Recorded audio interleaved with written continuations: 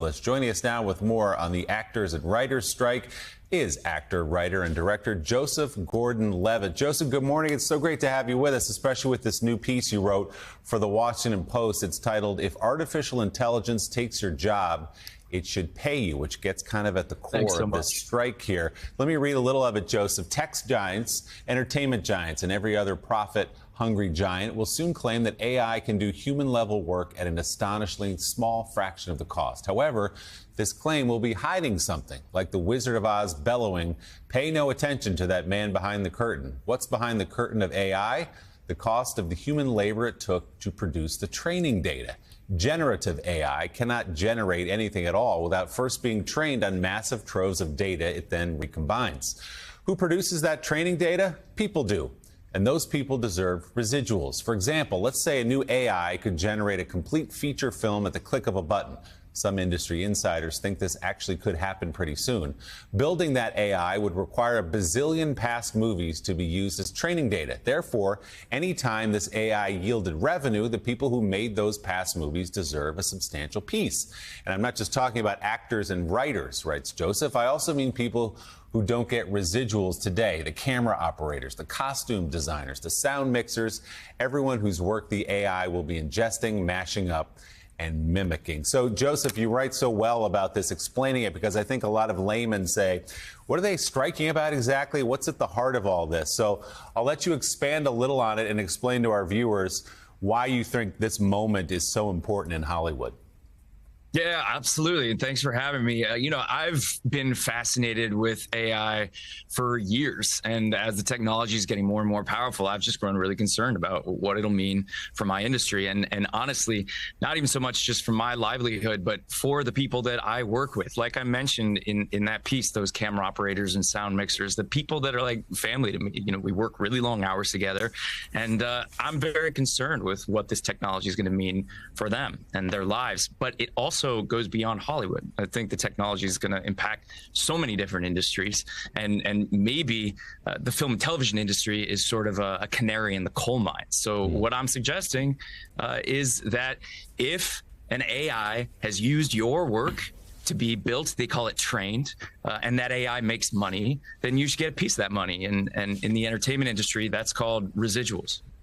Joseph, in your piece in the Post today, you raise an important issue. I think most people, most Americans, when they're reading, if they are, well, reading at all about the strike, consider the strike, writers, actors on strike, as, everybody's Tom Cruise. Everybody's making $1 million. But there are people in the union who are going to lose their homes if this strike continues much. They're going to lose health insurance with no financial backup. Speak a bit about those people who really move the industry forward.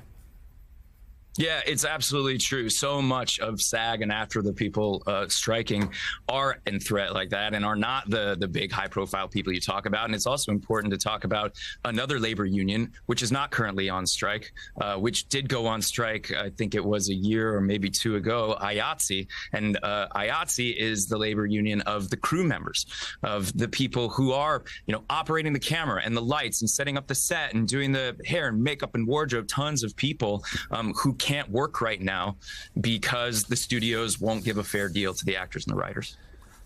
Joseph, Al Sharpton, I was struck. Mr. Sharpton, pleasure. Pleasure's mine. I was struck by how you brought about the point that I think has been missing, and that is AI does not create the material that may be used.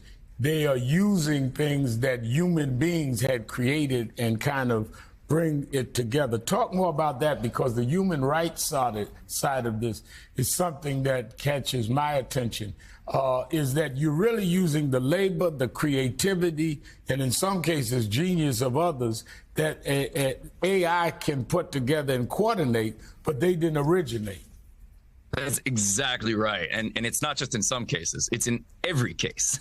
That's how the technology works. And it can be tricky because, you use a chatbot or something and it says, I am seeing you're frustrated about this, or I came up with a list for that. But there is no I. It's just imitating a ton of text that it has ingested from human writers. And that's how this AI works. They feed it a huge set of training data, and then it sort of finds the patterns in that data and it recombines and it spits it back out.